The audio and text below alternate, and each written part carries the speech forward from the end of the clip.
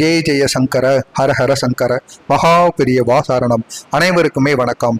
விநாயகரை நினைத்து நம்ம எந்த ஒரு காரியத்தை தொடங்கினாலும் அந்த காரியம் வெற்றியை தேடி கொடுக்குமா?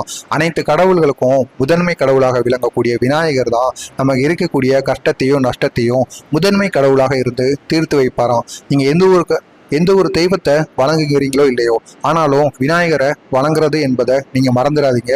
அதுவும் விநாயகருக்கு உகந்த நாளாக கருதப்படக்கூடிய சங்கடகர சதுர்த்தி அன்று நம்ம விநாயகரை வணங்குமா என்று மகா பிரியவா அவர்கள் அவருடைய பக்தர்கள் மடத்திற்கு வரும் பொழுது அவர்களிடம் அடிக்கடி கூறுவாராம். எனவே நீங்களும் வருகின்ற ஜூலை 14 திங்கட்கிழமை என்று சங்கடகர சதுர்த்தி என்று விநாயகர் கோவிலுக்கு சென்றுவிட்டு அங்கு விளக்கை எல்லாம் ஏற்றிவிட்டு அபிஷேகங்கள் அனைத்தையுமே செய்து விடுங்கள். செய்துவிட்டு விநாயகர் கோவிலுக்கு அருகில் இருக்கக்கூடிய ஏழைகளுக்கு இந்த பொருட்களை நீங்கள் தானம் செய்யணுமா? அதுவும் இந்த பொருட்களை ஏழைகளுக்கு மட்டும்தான் தானம் பண்ணணும். உங்களுக்கு தெரிந்த நண்பர்கள், உறவினர்கள் போன்ற மக்களுக்கு நீங்கள் தானம் செய்தீர்கள் என்றால் அதனால் எந்த ஒரு பயனுமே கிடையாது.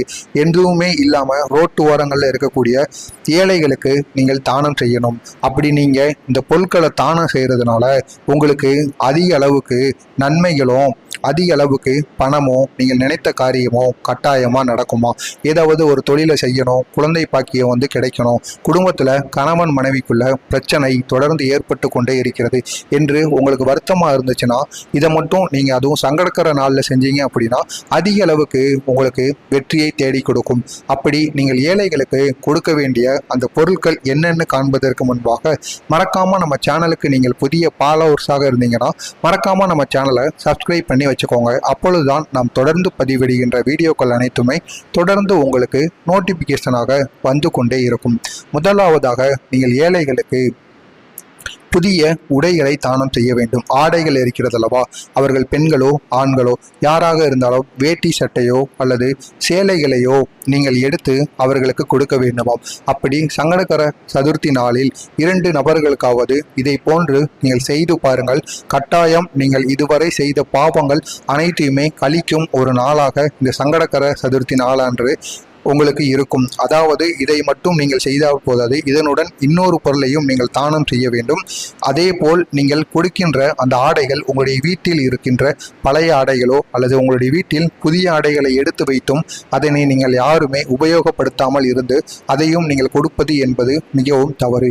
கடையிலிருந்து வாங்கி அதை பிள்ளையார் கோவிலில் வைத்து அதற்கு அப்புறமாக நீங்கள் சென்று அதனை அந்த ஏழைகளுக்கு கொடுக்க வேண்டுமாம். இரண்டாவதாக பச்சரிசியை நீங்கள் தானம் செய்யணும். அப்படி பச்சரிசியை தானம் செய்கிறதுனால ஏழைகள் அதை சமைத்து சாப்பிடும் பொழுது அவருடைய வயிறும் நிறைந்துவிடும். இதனால் விநாயகரின் மனதும் குளிர்ச்சி அடைந்து உங்களுக்கு போதும் என்கிற அளவுக்கு சொத்து சுகமும் உங்களுடைய கஷ்டங்களும் தீரும்.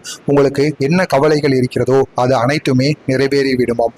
இதை மட்டும் சங்கடகர சதுர்த்தியில் செய்து பாருங்கள். கட்டாயம் உங்களுக்கு வெற்றி மேல் வெற்றியானது கிடைக்கும். மறக்காமல் நமது சேனலுக்கு நீங்கள் புதிய ஃபாலோவர்ஸாக இருந்தீங்கன்னா மறக்காம நம்ம சேனலை சப்ஸ்கிரைப் பண்ணி வைத்துக் கொள்ளுங்கள். அப்பொழுதுதான் நாம் தொடர்ந்து பதிவிடுகின்ற வீடியோக்கள் அனைத்துமே தொடர்ந்து உங்களுக்கு நோட்டிபிகேஷனாக வந்து கொண்டே இருக்கும். நன்றி, வணக்கம்.